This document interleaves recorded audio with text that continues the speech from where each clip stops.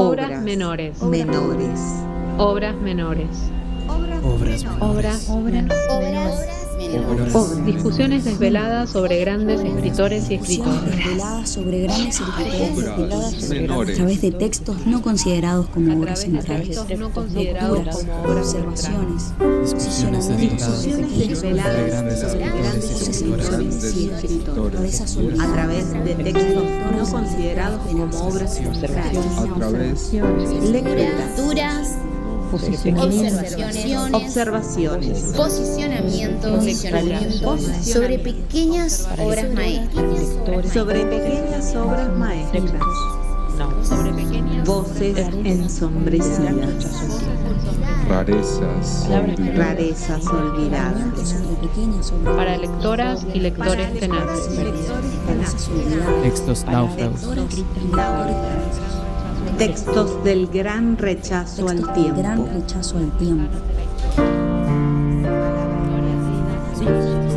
Palabras perdidas en islas lejanas de la historia. Historias de islas lejanas perdidas en las palabras. Palabras escritas que saben leernos. Lecturas a la espera. Lecturas a la espera.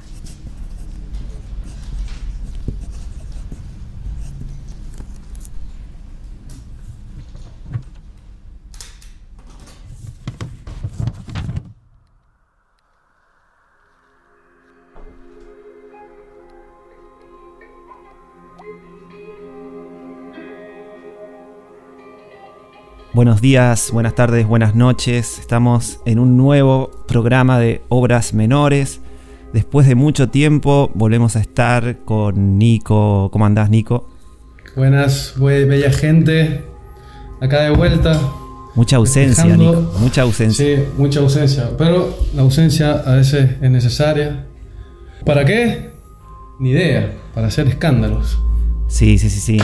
¿Cómo has estado? ¿Cómo han estado tus lecturas antes de entrar en esta terrible y particular? Bueno, lecturas fracturadas, fracturada a propósito.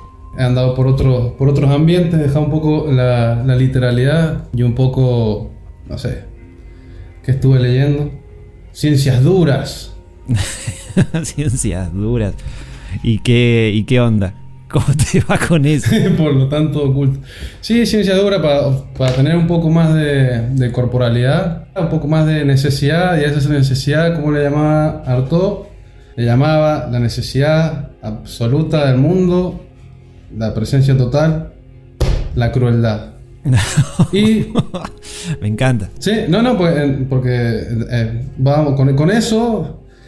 Digamos, se teje una transversalidad que te puede ahorrar muchos atolladeros, mucha falta de tiempo. Y bueno, con esta ausencia yo estuve ahorrando tiempos, digamos, in the material world. Y la verdad que volverse cruel en esto, espejándose como un simulacro, uno alcanza cierta posición que tiene ciertas mejorías. No sé vos qué pensás, pero cambios como que vos sabés que sigue siendo una errata, pero se abren caminos. Sí, como decía Beckett, fallar mejor, ¿no? Así como fallar y fallar mejor. Uy, sí, pero qué relacionado que está con Beckett. Sí. Hoy tenemos, como ya habrán visto el título del programa, vamos a embarcarnos en un autor rarísimo, en cierto sentido, Emanuel Vov, cuyo apellido verdadero es Bobovnikov. Claramente de una familia rusa, pero nacido ya en París a finales del siglo XIX, en 1898. Mirá, yo voy a empezar con una frase que dio la crítica contemporánea cuando empezaron a verse editadas sus novelas. Él fue principalmente novelista y encima enfermizamente novelista, porque se cuenta que escribió unas 50 novelas, y ya vamos a hablar tal vez más adelante de lo poco que está traducido y sobre todo lo poco que está leído por estas tierras.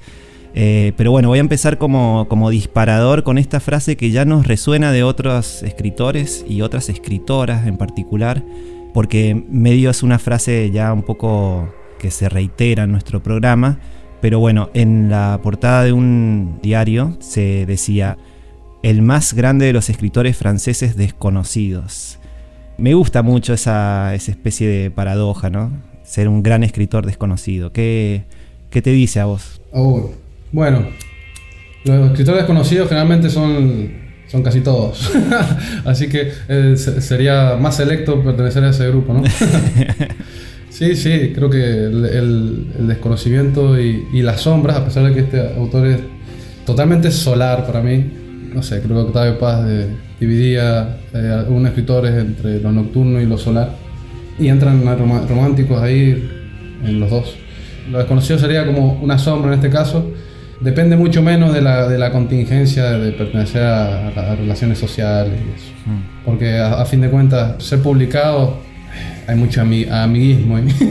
Bueno, de hecho, conocemos la obra de Manuel Boff porque Colette, la escritora que le dedicamos un programa, que también ahí los empujamos para que escuchen ese programa, fue la primera editora y que editó su primer novela, que es la que vamos a hablar más, que se llama Mis Amigos, que es la que más ha circulado, y bueno, principalmente en nuestro idioma es la que más circula, o la que circula, si es que en cierto sentido es la que circula entre algunas tiendas de libros usados, y ha sido editado igual hace poco acá en Argentina. Estaba viendo la editorial Mil Botellas, la editó en el 2022, o sea, y la novela fue editada por primera vez en Francia en 1924, o sea, casi 100 años después. Y bueno, y esto de que Colette leyó este texto y decidió publicarla, se cuenta que Colette incluso no vibraba con el texto, pero aún así vio como un potencial para difundirlo. Parece interesante ese posicionamiento, ¿no? Qué bueno. Sí, interesantísimo, y hace crecer aún más la admiración que siento hacia Colette, ¿no? Publicando libros que no la hacen vibrar, pero que aún así le ve el más allá de su futuro, del texto, ¿no? Sí, bueno, más o menos es la conmoción que me causó a mí este texto. Era como, no puedo parar de leer, pero ¿qué pasa? Acá no hay ningún brillo. No hay brillo, tal cual. Sí, eso es como ya empezamos con ese disparador que es fundamental. O sea, que creo que cualquier persona que nos escucha y si no ha leído su obra tiene que saberlo de entrada. Creo que es una característica principal, porque todos los estudiosos de la obra que hemos estado leyendo, hay muchos prólogos, estudios y toda información que hemos podido agrupar, hablan del hastío, ¿no? Y del vacío. Pero eso en otros escritores podría tener un carácter heroico incluso, ¿no? O sea, podría tener un carácter ejemplar. Por ejemplo, pienso en la obra de Kafka, ¿no? Que termina siendo del vacío toda una epopeya, ¿no? Como en El Castillo o en El Proceso. En cambio acá no hay epopeya, acá hay nimiedades, y nimiedades bastante patéticas y que nos conmueven en un sentido bastante gris. Es una especie de conmoción extrañísima. Creo que a mí me ha pasado que con el tiempo es como que estuve luchando con el texto porque me parecía como muy pobre, pero hasta que empecé a entrar en el canal de diálogo que me estaba mostrando las pobrezas que tenía yo también, o que tengo yo. Y eso creo que es su fuerza, ¿no? Como texto. Sí, ¿no? Sí. A ver, creo que podría ser considerado un rebelde dentro del grupo de los rebeldes. Increíble. Un rebelde, o sea, ¿qué pasa con eso? Se genera una ambigüedad tan grande que hasta puede pasar por cierto conservadurismo.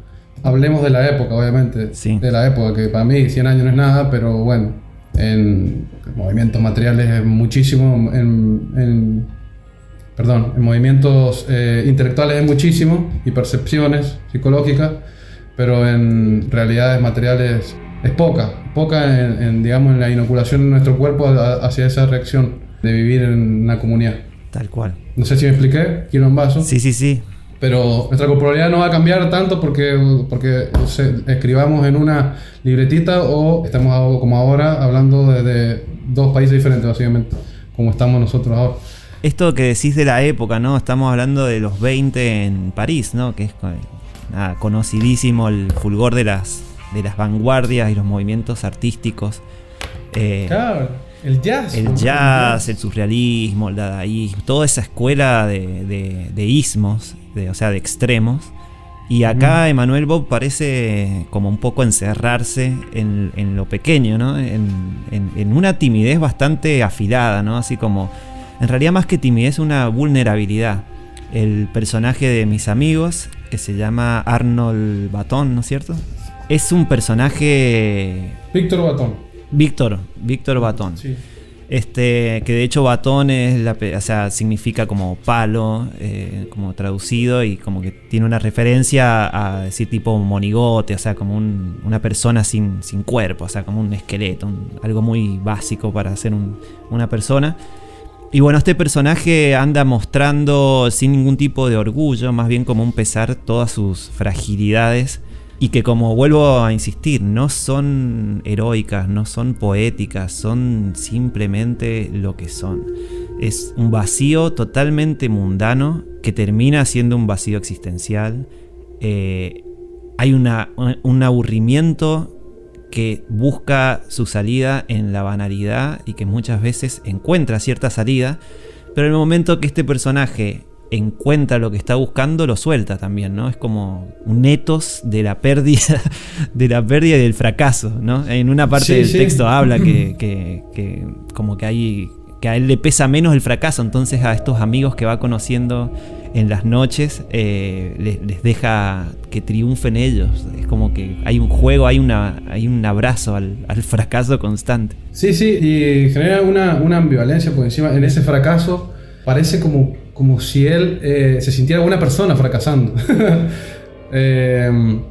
Y no en el sentido de que le hace bien a los demás, no, porque a veces parece como si fuera caprichosamente cae en eso, genera situaciones caprichosas para caer en el fracaso como una especie de obligación. Entonces se mezcla el capricho del momento como un mandato de fracasar, idealizado, digamos, casi obligatorio. Entonces se mezcla el goce con la perdición. Sí, pero de una manera totalmente anticorporal, distante, ¿no? Porque ahí no está la perversión del cuerpo, no hay consumo de muchas cosas. No.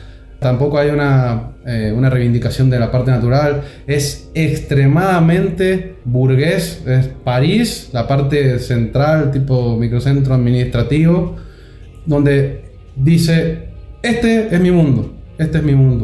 Hay 1.000 millones de posibilidades, pero bueno, esta es la fatalidad, esto es lo que hay, con lo que me quedo. Entonces se fija tanto en las nimiedades, pero denunciándolas con una cierta pesadez alegre.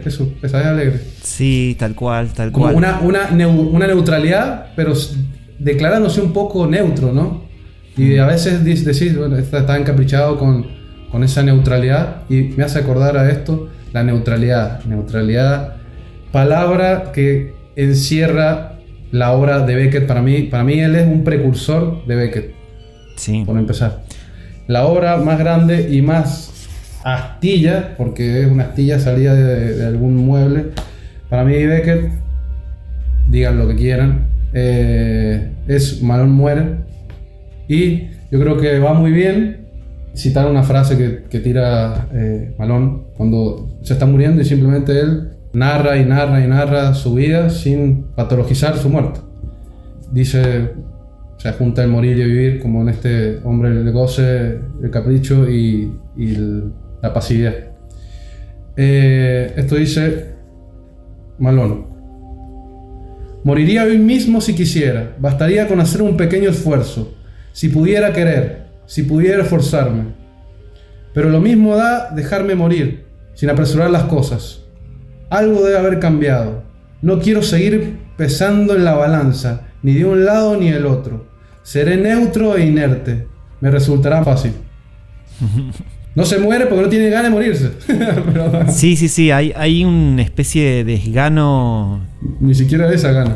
Claro, es muy divertido. Bueno, nosotros con Nico nos hemos reído mucho, y creo que cualquier lector puede destacar mucho un capítulo en particular, que él se cruza con un marinero que está a punto de suicidarse, a tirarse al Sena, y él va, bueno, se encuentran, Y este marinero, digamos, como que lo percibe ahí también Ido, a nuestro personaje. Entonces nada, el marinero le propone que se suiciden los dos. O sea, busca ahí una comunidad para tener esa acción y ahí empieza una... Creo que ese capítulo es terriblemente divertido. O sea, pero como lo digo, es tan terrible que te hace reír. Porque en un momento, cuando ve la determinación de este suicida, es como que descubre su posicionamiento, que en realidad no le interesa demasiado suicidarse porque habla de una acción, ¿no? De una decisión mordaz que él no está dispuesto a tomar. Entonces, de hecho, en un momento dice lo siguiente: Ríanse con nosotros. Yo no quería suicidarme, pero si me hubiera decidido hacerlo no habría querido que nadie me sujetara. Uno necesita de toda su independencia para suicidarse. El suicidio no es la muerte. Entonces, como... El suicidio no es la muerte. Es buenísimo. Exactamente, yo pienso exactamente lo mismo. De la suicidez. La suicidez.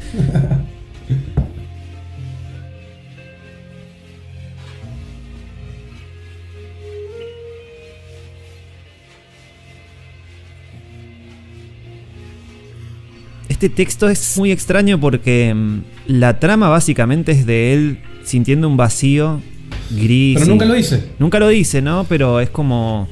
Hay un mandato, como decís vos, hay un mandato extraño que lo hace caminar por las calles de París en busca de amigos.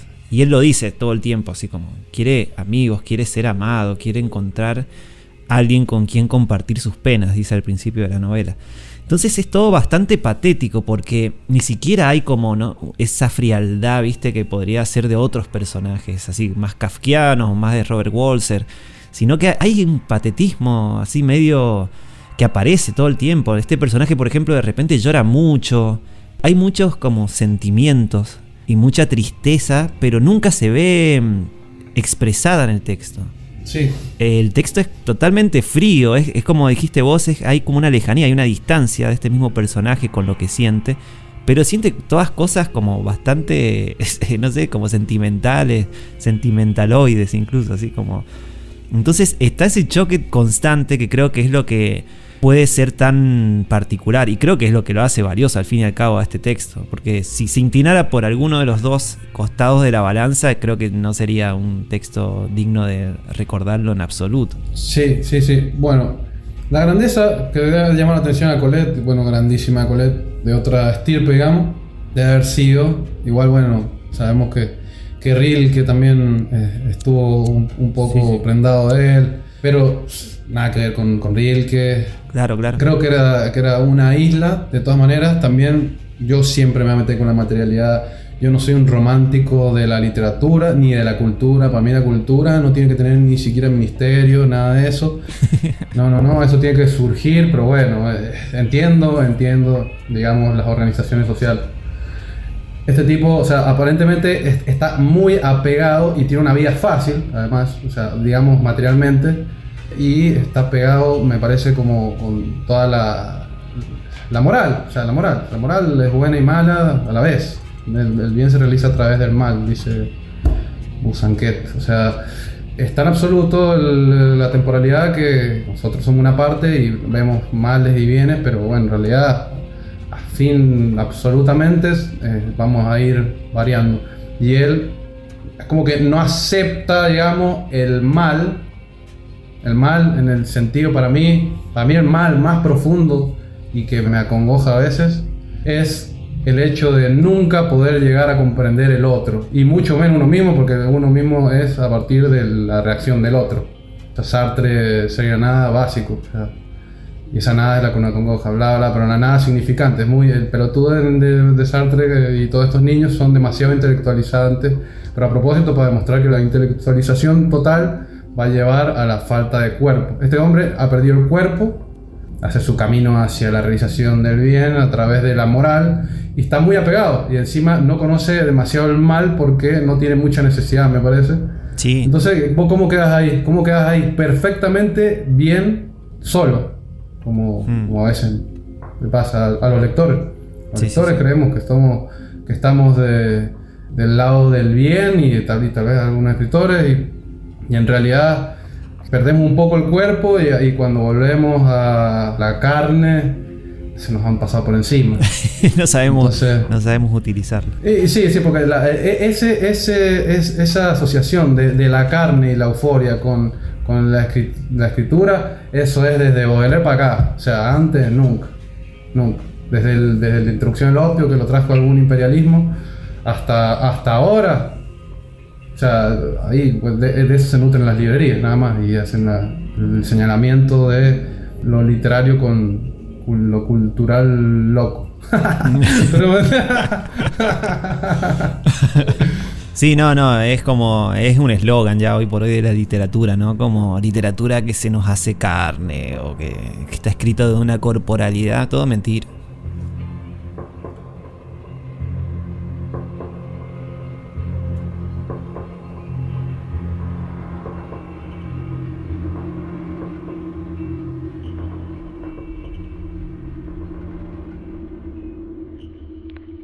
Prefiero los jardines ingleses a los franceses, no porque el orden y la armonía me desagraden, ni porque la imitación de la naturaleza me fascine, sino simplemente porque me gusta no saber exactamente dónde estoy.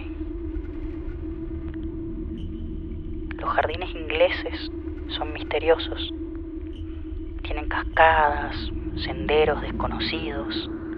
Aunque uno termine volviendo pronto al punto de partida, tiene durante algunos instantes la deliciosa ilusión de haberse perdido. Y sobre todo, no hay que atravesar grandes terrazas con tanta gente mirando. En un cálido día de agosto, paseaba en el parque Montsouris. Aunque era mediodía, el sol no estaba en el medio del cielo. Lo veía sin mover la cabeza, solo levantando la mirada. Las horas de la mañana son las más lindas del día. Todos los pensamientos demasiado ambiciosos o demasiado modestos del anochecer se han ido de mi mente. La noche ha hecho de mí un ser nuevo. El mediodía es, para mí, el límite extremo de la alegría. No obstante, ese día, yo estaba feliz. Escuchaba el canto de los pájaros, no entendía cómo podía resultar tan agradable para algunos oídos. No había nada en esos trinos que me diera algún consuelo.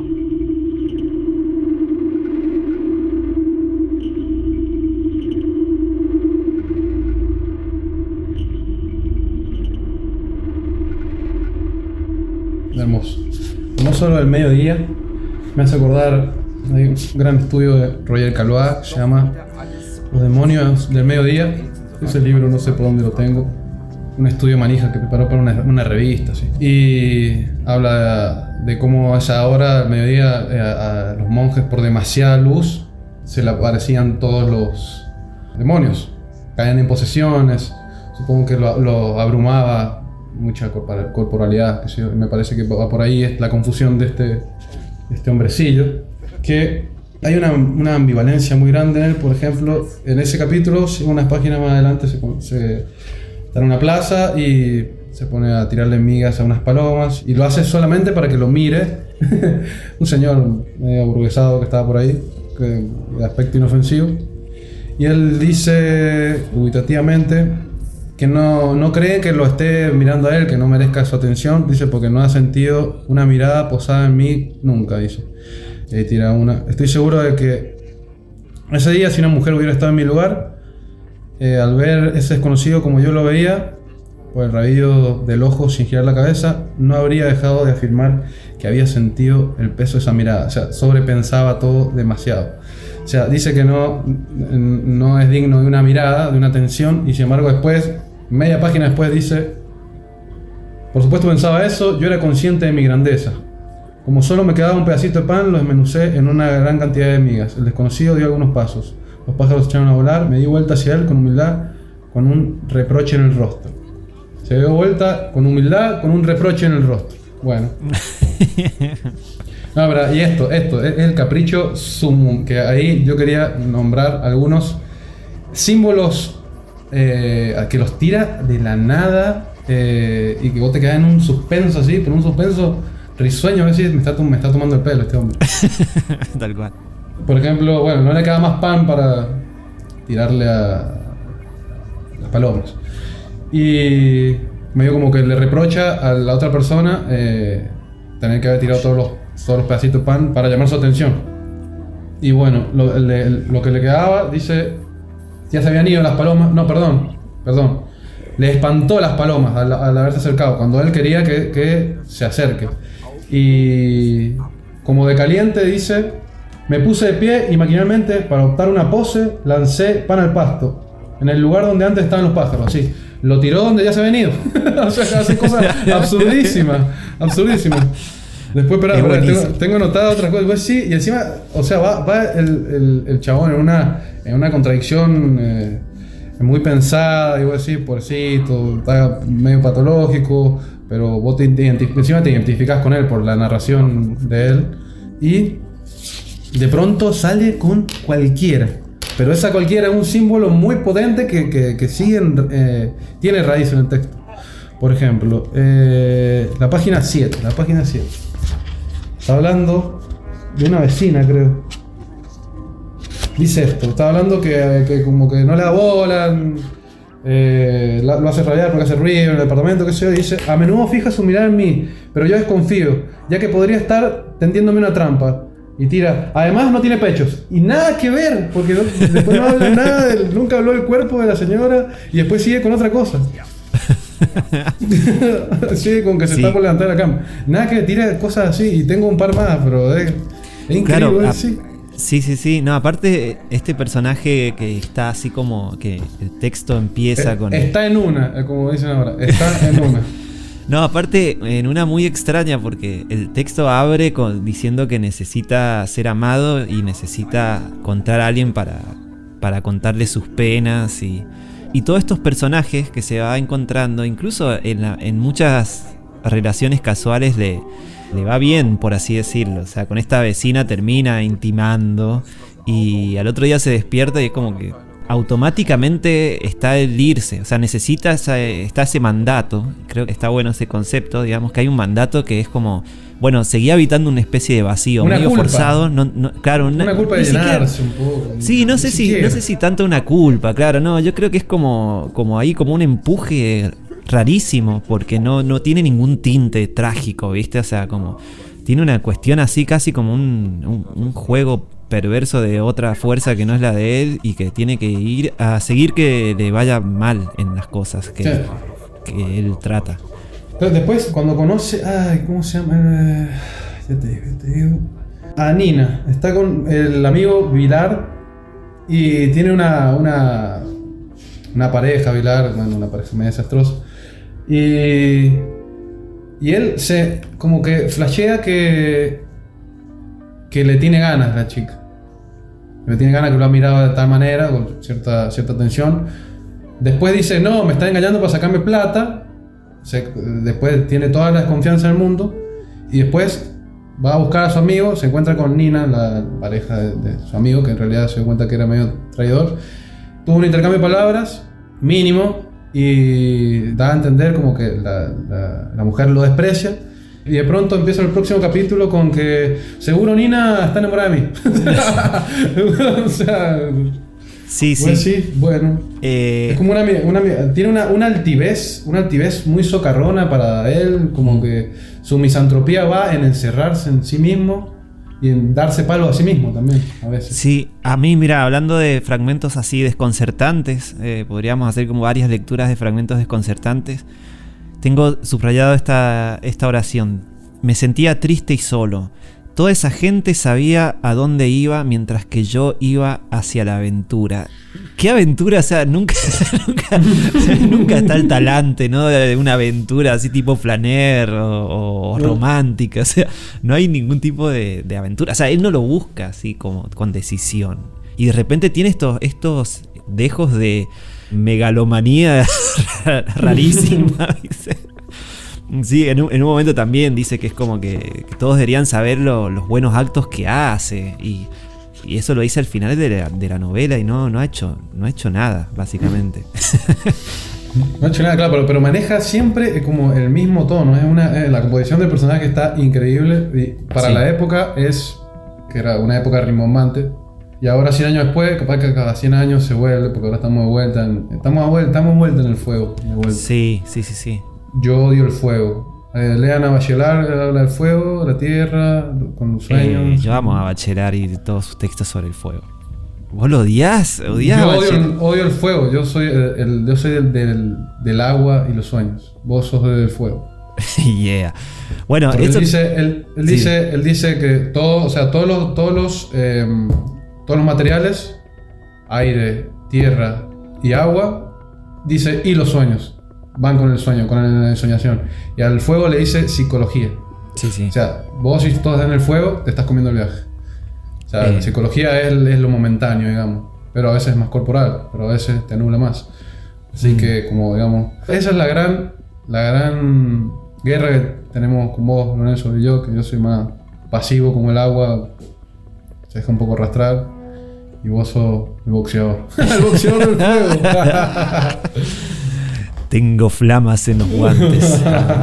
Sí, de que bueno, me arrastren, boludo. Igual vuelvo a esto que dijiste de que es un texto bastante adelantado para su época. Es extraño igual, porque es un texto, la verdad que sí, raro para su época, sobre todo en el contexto así parisino y rimbombante. Me maravilla, ¿no?, que personajes como Colette y Rilke les haya prestado muchísima atención en su momento. La anécdota con Rilke es hermosa, la quiero contar. Que básicamente él lee el texto cuando se publica este texto, Mis amigos, y cuando va Rilke por última vez a París al otro año, en 1925, le pide a su traductor conocer y contactarse con Emmanuel Bob. Y finalmente tienen la reunión, pero no hay ningún tipo de registro, como que no se entiende bien qué pasó. Yo me armo mi película deseada, idealizada, que para mí como Rilke como que necesitaba hablar con alguien que sintiera o percibiera el mundo de esa forma, porque para mí debe haber sido una gran vibración en él, ya que por todas las cosas que hemos leído de Rilke, sus cartas y nada, los millones de textos que tiene, esta novela es muy diferente al ethos rilkeano. Y creo que es tan diferente que por eso Rilke lo necesitó cerca. O sea, necesitó, no sé si acercarse a un misterio o acercarse a una diferencia que tal vez pensaba que lo podría nutrir, me imagino. Yo estoy inventando acá, pero bueno, todo es invención también, ¿no? Leer es inventar. Sí, bueno, sí, yo creo lo mismo.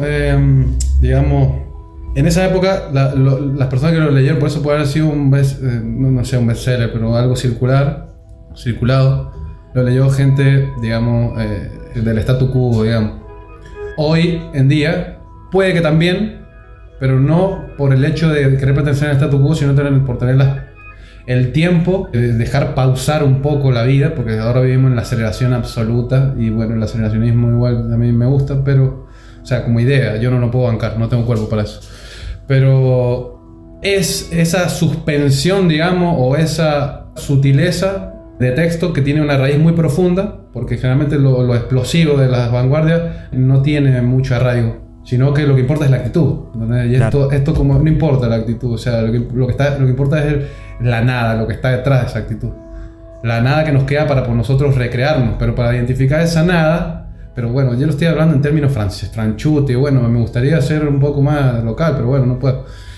Te pertenece a una cierta a una cierta aristocracia. Y eso lo compartí con Manuel Bob, o sea, que bueno, ya lo sabemos. Me parece que va por ahí. Fíjate la frase que dice alguien que sí fue amigo de Manuel Bob, que fue André Gide, que queremos dedicarle un programa hace tiempo. Todavía no lo hacemos, todavía no nos animamos, porque es un autor que ha escrito muchísimo y todo es súper potente. Él dice: Bob es una especie de santo tallado que, pese a estar en la parte más sombría de la iglesia, se hace visible. Bien, me encanta. Gran va por imagen. ahí, va por la santidad, va por la beatitud. Sí. Recuerden lo que decía de lo beato Spinoza. Sí. Y de esa manera es como que, bueno, por eso creo que está ese amor-odio a sí mismo. Claro. O esa expresión para justamente sacarse presión. Mirá lo que dice de la normalidad, que él, para mí, este problema que carga él, que es como una minoría aristocrática en el sentido más torturante, me hace acordar a un poema de Nicanor Parra, que me remite a mí a la emoción que me causa este texto. Dice: todas las profesiones se reducen a una. Hay quienes dicen: somos profesores, somos embajadores, somos sastres. Y la verdad es que son sacerdotes. Sacerdotes vestidos o desnudos, sacerdotes enfermos o sanos, sacerdotes en acto de servicio. Hasta el que limpia las alcantarillas es indudablemente sacerdote. Ese es más sacerdote que nadie.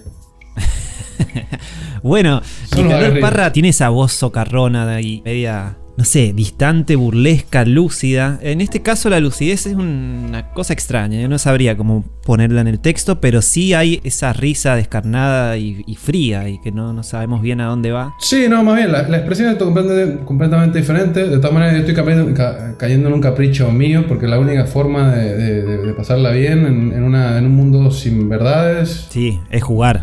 O sea, siempre, todo sí. No ahora, ni antes, ni después, ni el futuro. O sea, todo esto es esto.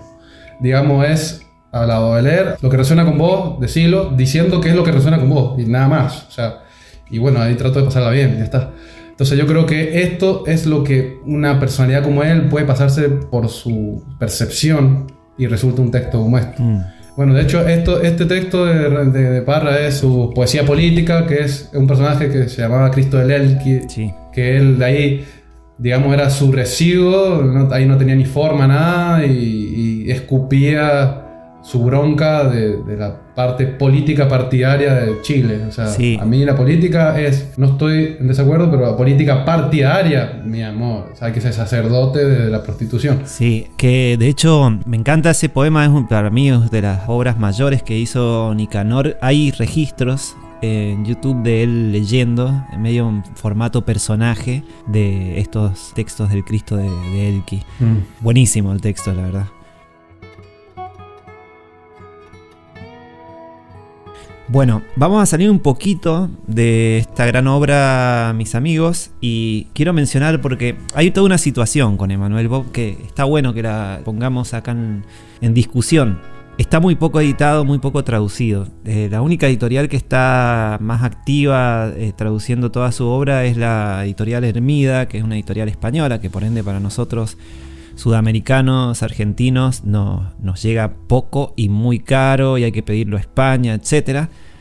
Pero yo, de la enfermedad así porque me atrapó este autor, conseguí un libro que lo han editado en una editorial bastante pequeña de México, que se llama Editorial Aldus. Bueno, esta editorial editó un texto que se llama La Última Noche. Lamentablemente ni siquiera está en PDF. Yo lo busqué en PDF para compartirlo, no está. Entonces solamente tuve la suerte de conseguirlo ahí usado, que alguien no vendía y no sé, evidentemente no está mucho más por estas zonas. Esta novela, antes de hablar un poco de ella, vamos a escuchar al gran y querido Artis a que lea la primera página.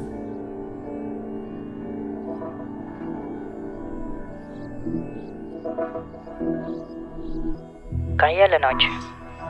Todos la esperaban con ansiedad esa tarde lluviosa de noviembre. Esa noche igual a todas las noches. ¿No borraría el día lúgubre que terminaba? Las ventanas del hotelucho, donde vivía Arnold, se encendían una tras otra. Ubicado en una calle popular de Montmartre, albergaba sobre todo a músicos, bailarines y jóvenes. Apenas se levantaban, A través de las delgadas paredes de su cuarto, Arnold percibía ruidos de objetos desplazados, de timbres. No había prendido la luz. Sentado junto a la ventana, en la claridad rojiza que subía de la calle, parecía presa de un profundo desamparo. Pero no había un dejo teatral en su actitud reflexiva. De pronto se sobresaltó, como si un espejo acabara de romperse en 1000 añicos a sus espaldas. Sus dedos se crisparon, sus ojos se desorbitaron de un modo extraño. Abrió la boca, no como toman aire los buzos, sino por nervios. Luego cobró conciencia de que ese agujero en medio de su cara se veía feo. Sus labios se cerraron y la calma regresó a sus rasgos de joven cansado y ambicioso. Sus pupilas eran azules, como de niño, y sus manos huesudas. Respiraba apaciblemente.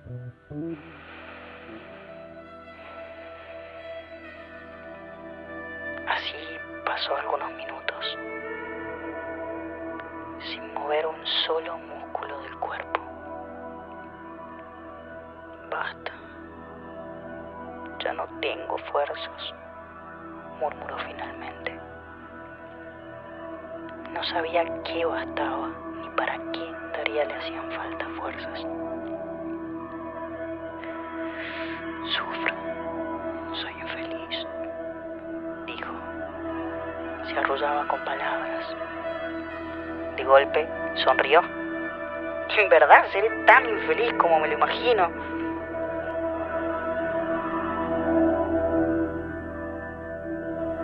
Tremendo comienzo. Drama. Hay mucho drama y me encanta porque acá ya este texto empieza con preguntas que se nos montan a nosotros como lectores en la lectura de Mis amigos.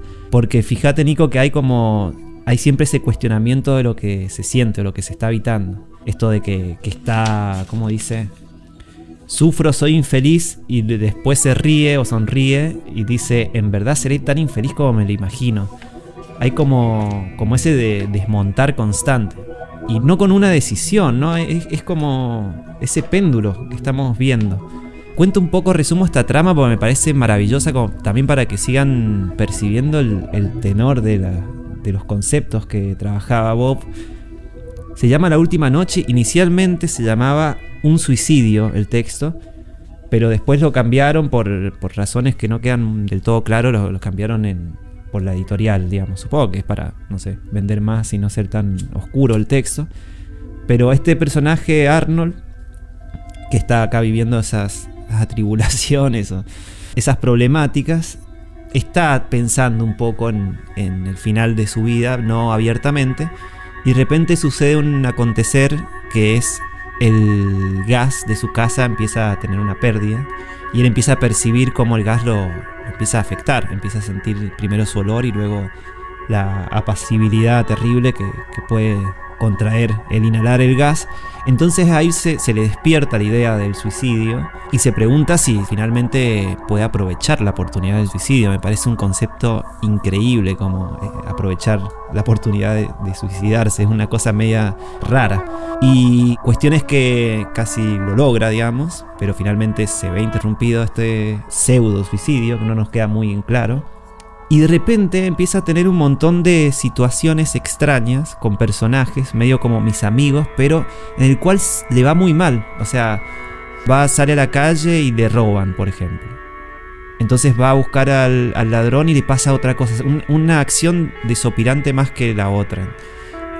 Y acá la aventura nace de esta situación de suicidio. Hay como una condescendencia, él empieza a vender como su situación como si fuera triste, ¿no? Así como para que le tengan pena, ¿no? Es como que es una persona que está ahí al borde del suicidio cuando en realidad nunca lo estuvo. Fue como un juego de aprovechar el vacío que se le propuso ahí.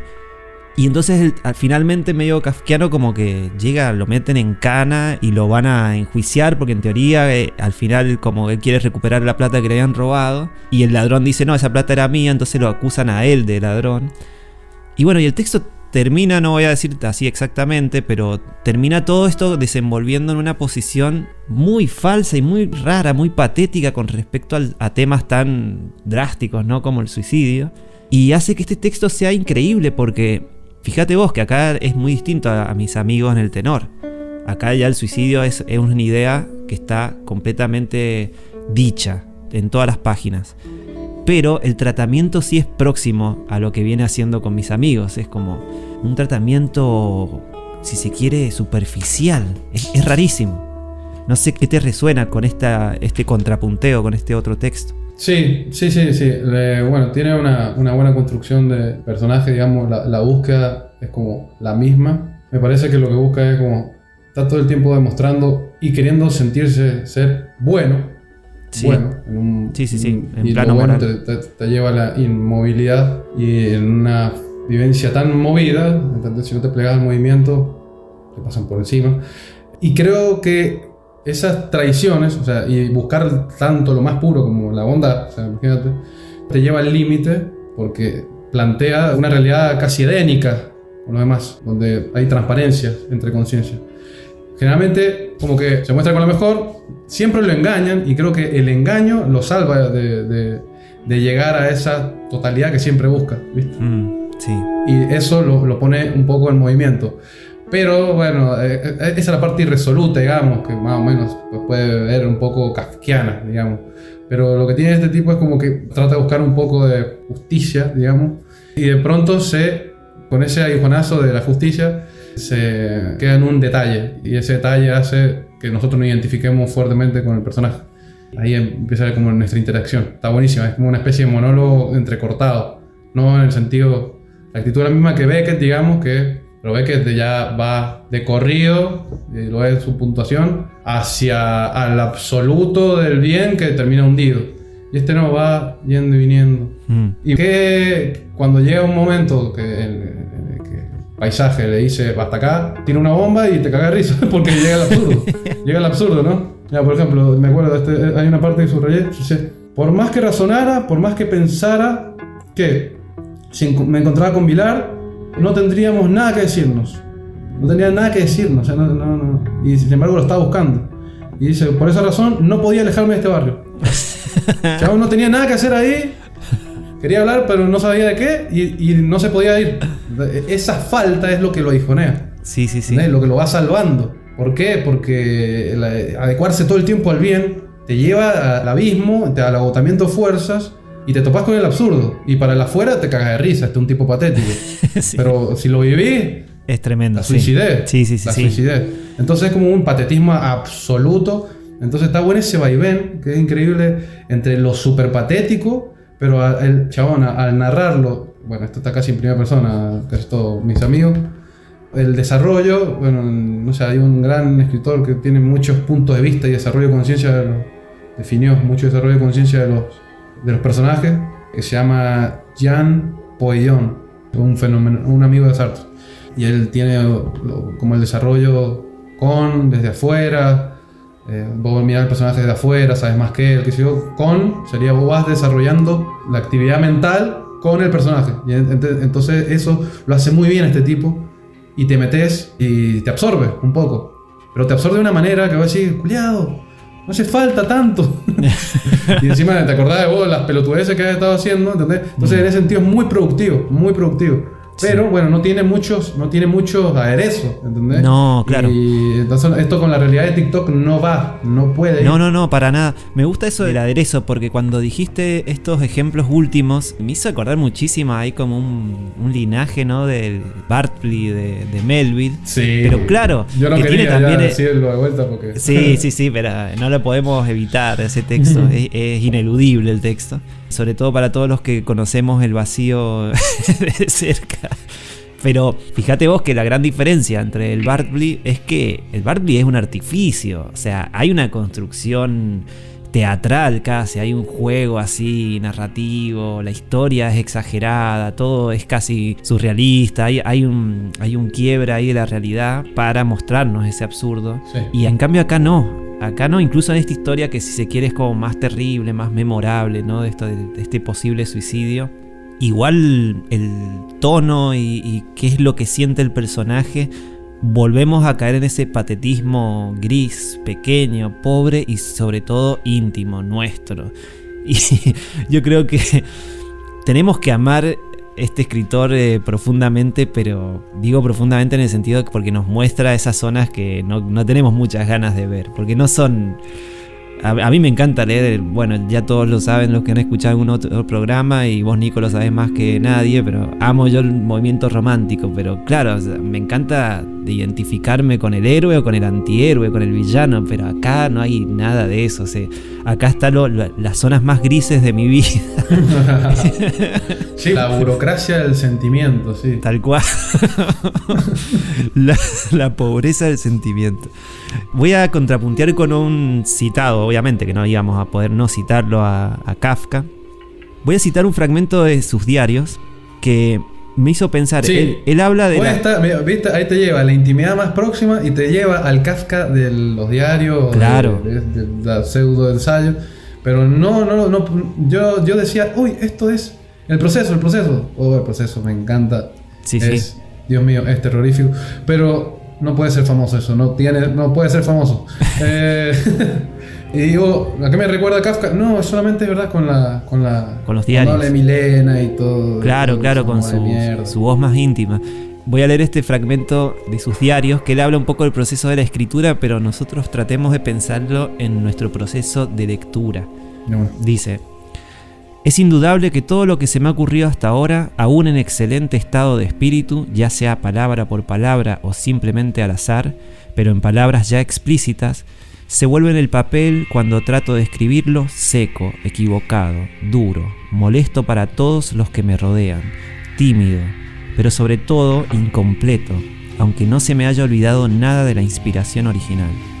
Naturalmente, esto se debe en parte a la circunstancia de que yo solo concibo algo bueno lejos del papel, en momentos de exaltación, más temibles que deseables, aunque también los deseo ansiosamente.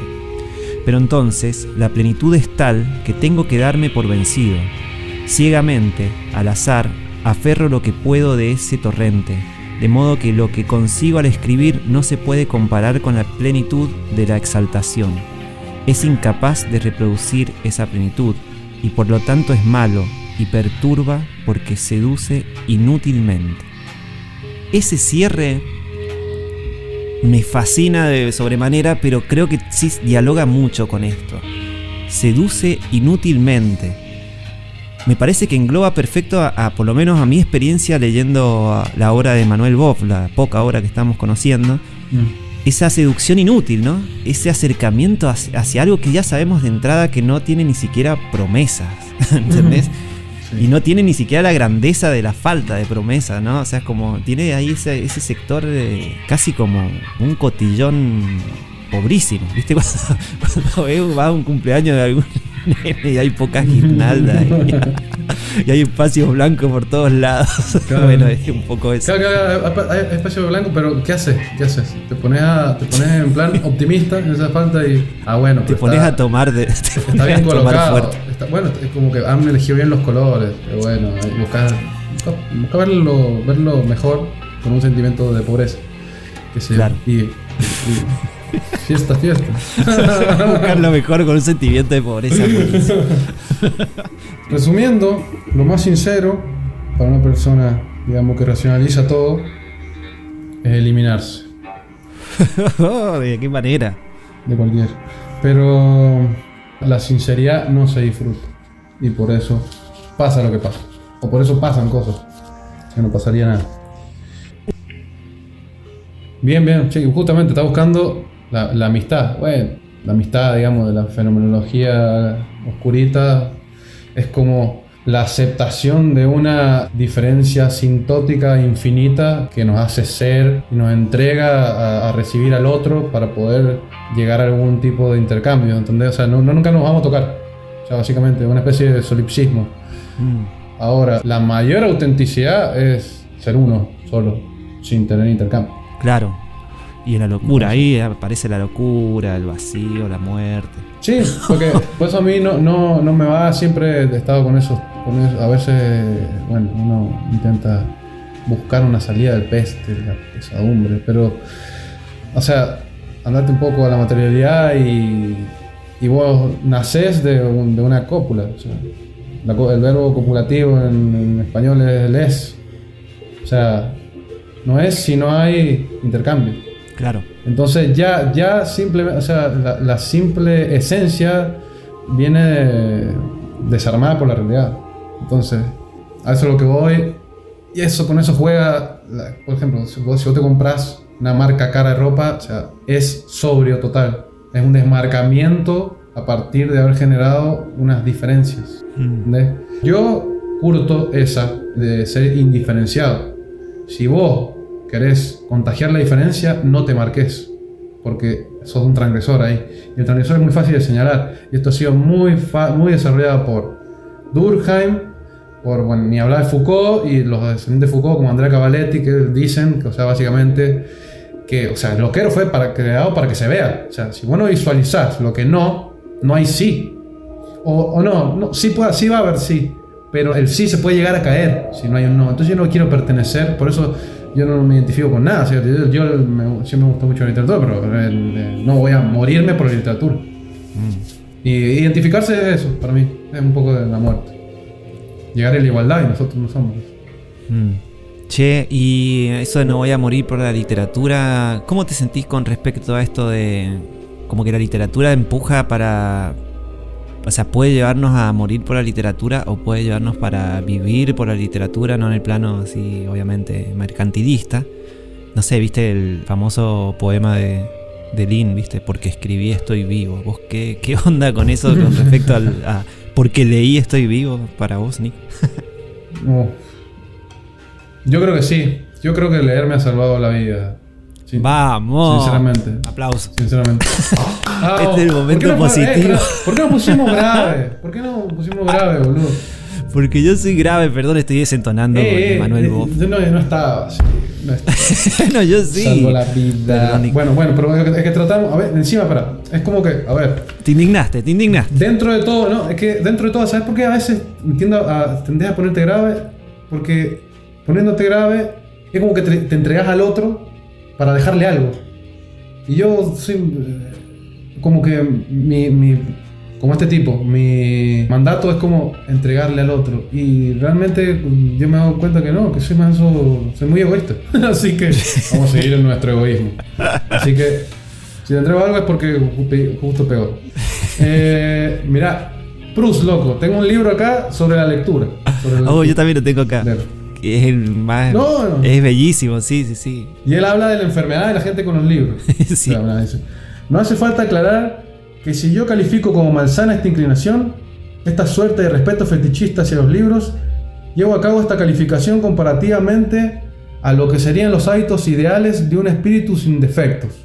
O sea que él ya, desde cualquier crítica, vos ya te estás declarando impoluto. Que él está en contra de eso. Que eso es lo que puede pasar a Bob. Y lo que me gusta de Bob es que la literatura está por de lado. Está de lado.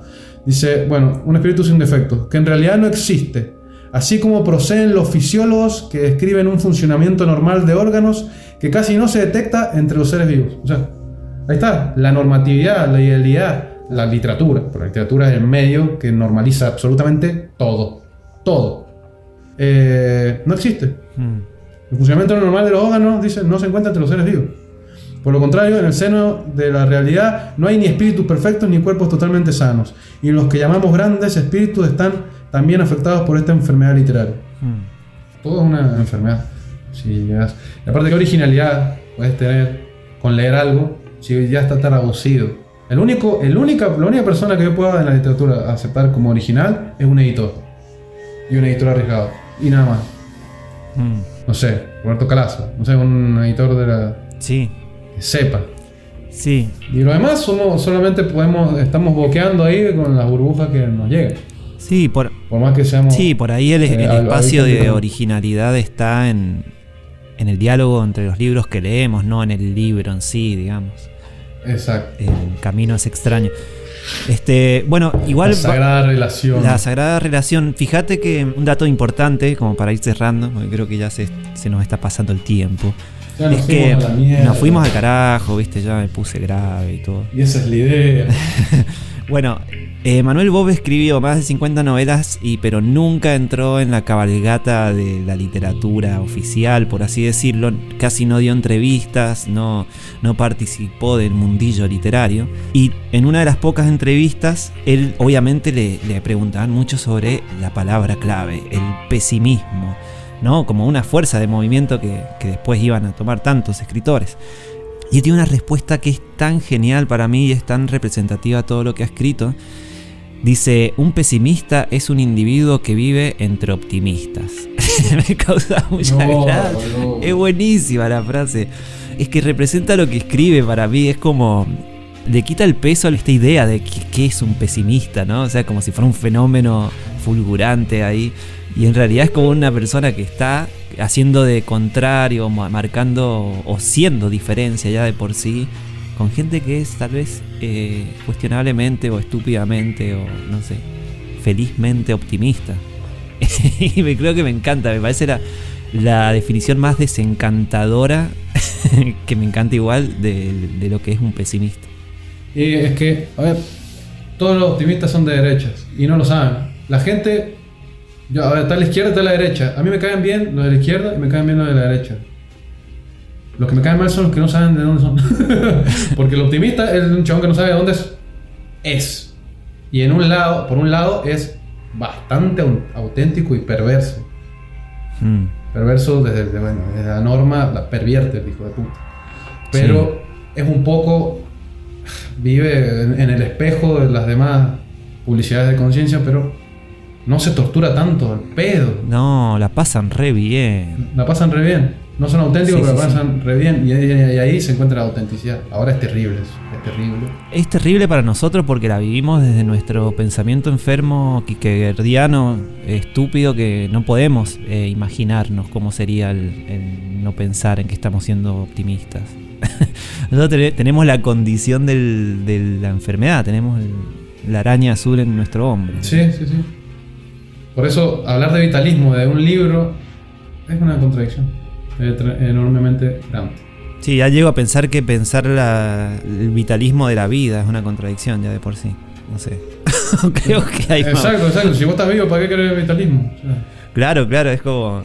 O sea, si estás, ya no sé... es postureo. Como postureo, como dicen los gallegos. Posturero, me encanta. Postureo, es como una posición ahí, digamos, política. Ahí viene una posición de guerra hacia la realidad. Eso sí. Claro. Pero bueno, hay tantas posiciones de guerra que al final los libros marean y se convierten en algo que reasegura. Y los libros son aduanas también, los libros. Ese es el problema. Porque tienen su tiempo de oración, su tiempo de inoculación, si los va a leer. Bueno, este libro es perfecto para llegar a plantarle cara a la realidad, porque es cortito, no cita, o sea, No, nada. es ambiguo, no tiene fuegos artificiales y es potente por su aislamiento. Un aislamiento con un semblante feliz y absurdo, pero el absurdo no se nota, hasta eso te queda a vos. Sí. Bueno, como decimos ahí en la cortina del programa, ¿no? Como lecturas que nos leen, ¿no? O no sé si lo estoy citando bien, no me acuerdo. Pero bueno, quien escuchó el programa de hace menos de una hora escuchó esa frase, así que supongo que se va a acordar mejor que yo. Pero era algo así, no sé. Pero bueno, Nico, nos despedimos con gran recomendación de Emanuel Bob. Lean lo que les caiga, que probablemente sea nada o muy poco. pero está buenísimo. Sí, y lean caprichosamente como nosotros. Sí. Y hagan el bien. Hagan el bien, no lo piensen. Háganlo. Buena, mirá, está. Soy un cura. Sí, sacerdote, como dijiste. Claro, sí, sacerdote. No, yo digo que hagan el mal. Sobre todo háganse mal ustedes mismos, a ver si se conocen mejor. Bueno. Para no ser facho con los demás, hay que ser facho con uno primero. Claro, por eso. No hagan el mal en los demás, pero háganse ahí unas lastimaduras a ustedes, a ver qué sale de ahí. Pero bueno, acá les dejamos el link del Patreon para que se ponían a pedirle plata a la gente. Sí, pronto vamos a empezar a ver filmaciones. vamos a reaccionar hacia videos de crímenes. Claro. Y ahora viene la Tercera Guerra Mundial, boludo. Decir que vamos a reaccionar a los bombazos. Sí, sí, sí. Ustedes digan no si es IA o no. Sí, sí, sí. Nosotros vamos a reaccionar igual, aunque sea en IA. Sí, vamos a hacer un video totalmente asincrónico. Vamos a relacionar la peste de Camus con la pandemia, loco. Yo no me voy a morir sin hacer un video que relacione la peste de Camus con la pandemia. Necesito hacer eso. Bueno. Necesito ser parte de. Bueno, nos despedimos. Adiós, hasta la próxima. Y gracias por todo. Adiós, gente bella. Chao. Adiós.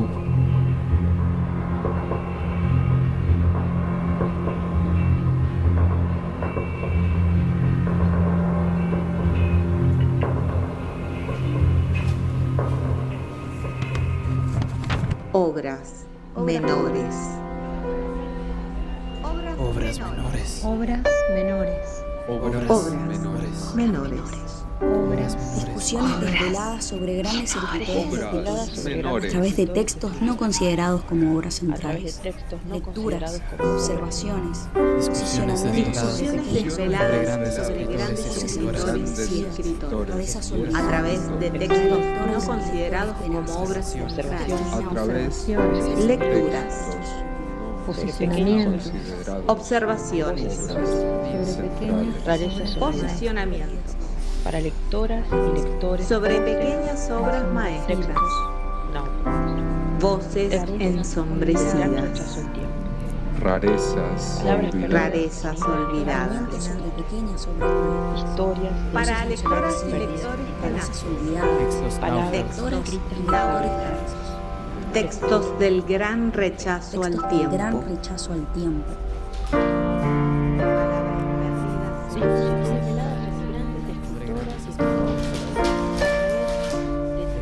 historias de islas lejanas perdidas en las palabras, lejanas de la historia. Historias de islas lejanas perdidas en palabras. Palabras escritas que saben leernos. Lecturas a la espera. Lecturas a la espera.